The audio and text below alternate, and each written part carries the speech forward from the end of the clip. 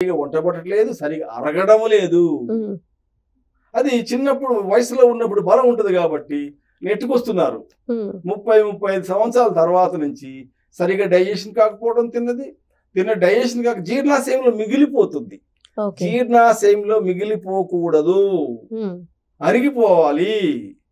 అరిగిపోయి పెద్ద పేగులోకి వెళ్ళిపోవాలి. అక్కడికి పోయింది ఆటోమేటిక్గా బయటికి పోవాలి. ఈ కాలంలో ఉదాహరణకు మనం భారతదేశం తీసుకుందాం. 100-130 కోట్ల మంది జనాభా ఉంటే ఎన్నో కోట్ల మంది ఫ్రీ మోషన్ కాక ఇబ్బంది పడుతున్నారండి, డైజెషన్ కాక ఇబ్బంది పడుతున్నారండి. వాళ్ళ తప్పేమీ లేదు, దొరుకుతుంది, ఆహారం తీసుకుంటున్నాం. దీనివల్ల ఏమైతుంది? పొట్ట అనారోగ్యానికి గురవుతుంది, విష పదార్థాల యొక్క నిలయంగా మారిపోతుంది. ఆ పొట్టని డిటాక్సికేషన్ చేయాలి. మన దగ్గర దొరికేటువంటి గట్ హెల్త్ పౌడరు ఈ పొట్టలో ఉన్న విష పదార్థాలను తీసేస్తుంది, రక్త శుద్ధి చేస్తుంది.